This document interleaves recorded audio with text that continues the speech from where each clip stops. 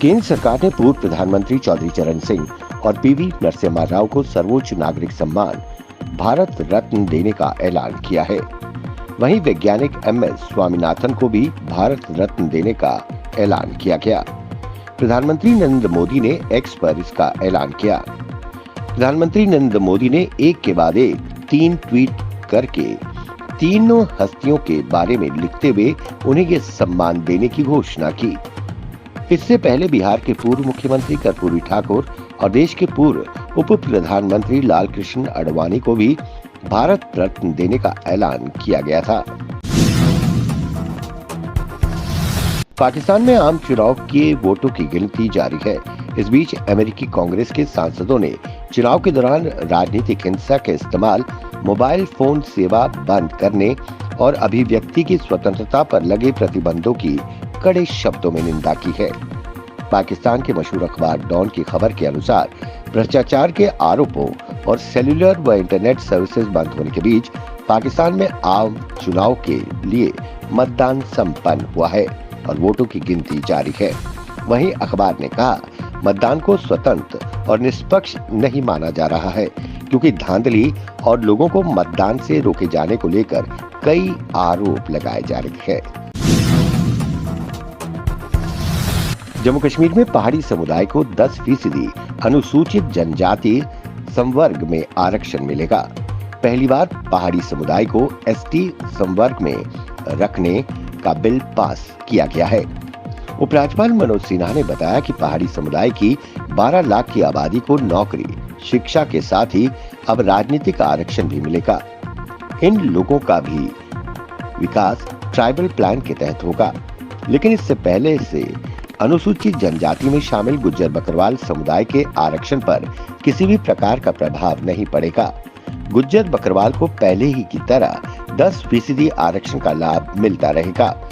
उनके हक का 1% हिस्सा भी नहीं कटेगा।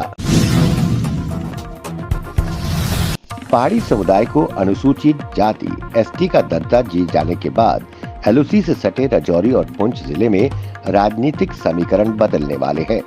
नेशनल कॉन्फ्रेंस, पीडीपी और कांग्रेस से जुड़े कई नेता पाला बदलकर भाजपा में शामिल हो सकते हैं।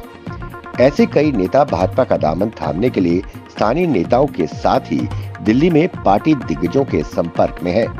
राजनीतिक गलियारों में चर्चा है कि नेशनल कॉन्फ्रेंस की एमएलसी रहीं doctor Shahnaz Ganai, National Conference से नाता तोड़ने वाले पूर्व एमएलए मुश्ताक बुखारी अगले कुछ दिनों में भाजपा में शामिल हो सकते हैं। जम्मू कश्मीर में मौसम लगातार साफ रहने के साथ ही रात के पारे में गिरावट जारी है। प्रदेश के अधिकतर हिस्सों में सुबह और रात को कड़ाके की ठंड पड़ रही है। जम्मू में बुधवार की रात 3.6 डिग्री सेल्सियस तापमान के साथ पिछले 10 सालों में फरवरी में दूसरी बार सबसे सर्द रात रही। मौसम विज्ञान केंद्र श्रीनगर के अनुसार 17 फरवरी तक प्रदेश में ज्यादातर मौसम साफ रहेगा, लेकिन 18 से 20 फरवरी को कुछ हिस्सों में बारिश और बर्फबारी हो सकती है।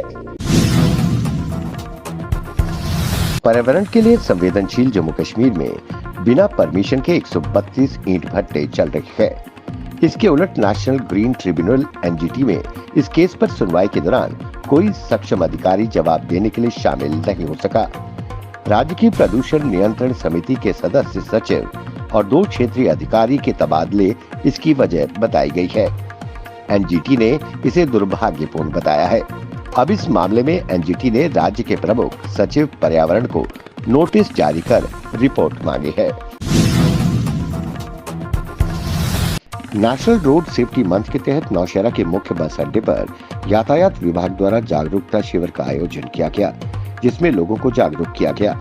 आपको जानकारी दे दें कि पूरे देश में 15 जनवरी से 14 फरवरी 2024 तक नेशनल रोड सेफ्टी मंथ मनाया जा रहा है, जिसके तहत यातायात विभाग द्वारा हर स्थान पर जागरूकता शिविर लगाकर लोगों को जागरूक किया जा रहा है।